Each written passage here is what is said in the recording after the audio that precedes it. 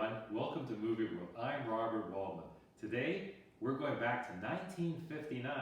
Seems like a long time ago, but really, it's only yesterday. What a fantastically fun movie. I'm talking today about Some Like It Hot. Great performances, great frivolity, and a wonderful cast. Let me set the stage. We're going back to 1929 Chicago. You could say the end of the Roaring Twenties. Now, Chicago at that time was a hotbed for intrigue and violence because back in those days, liquor was illegal. There were lots of bootlegging going on in Chicago. And naturally, organized crime was at the front of all those bad, evil vices.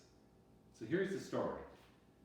One speakeasy has naturally a bunch of people there, people having a good time behind closed doors, unbeknownst to the police. But wouldn't you know it, two musicians wind up in a sting operation of sorts. The two musicians happen to be named Joe and Jerry. Now those two men are played delightfully well by Tony Curtis, who stars as Joe, and Jack Lemmon, who stars as Jerry.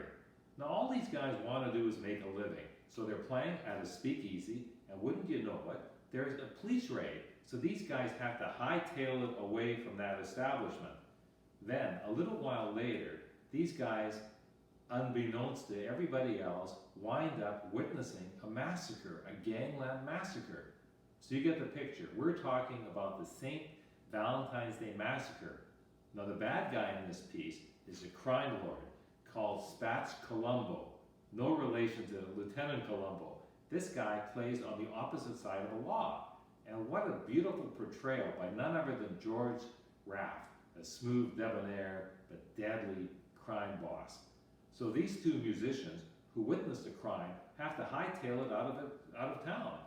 But the problem is that everybody is looking for these two men. Remember, two men, males. In order to escape, these guys concoct a crazy scheme to pretend and to disguise themselves as women. So you have Joe, played by Tony Curtis, becoming Josephine, and Jerry, played by Jack Lemmon, becoming Daphne. These guys, to plan their escape, board a train, and the key ingredient, the key element here, is that they're musicians. So aboard the train, they link up, hook up, and pretend to be part of an all-female group, an all-female band. And to spice things up even further, as they go on the train, they meet one of the members of the band, naturally, along with the others. But this is no ordinary member. She happens to be called Sugar Cane Kolaski, and she's played by none other than Marilyn Monroe. Wow, can you say comedy in the extreme?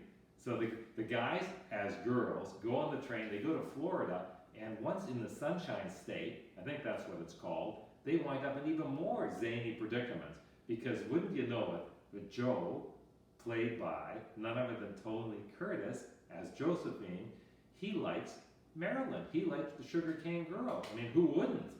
And meanwhile, while he's trying to woo this woman, he comes up with a British disguise, which works wonderfully on the beach.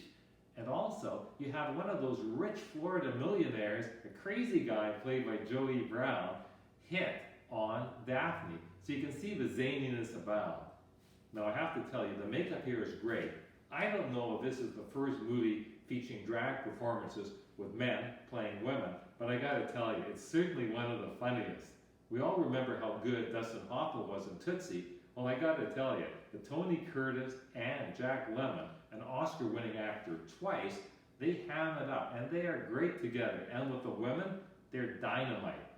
And Marilyn Monroe, what can you say about her?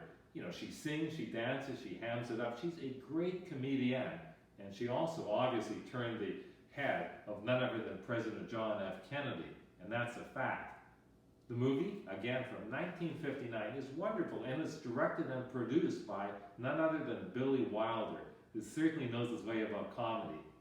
This, Some Like It Hot, is a hot movie, and it's an all-time classic. And I thoroughly recommend it for people that like romance and that adore comedy. Zany, crazy fun. On a scale of 1 to 10, for originality and for great performances, I give Some Like It Hot a very hot 9. You'll love the movie. Thank you for watching. Robert Waldman from Movie World. Hope to see you again.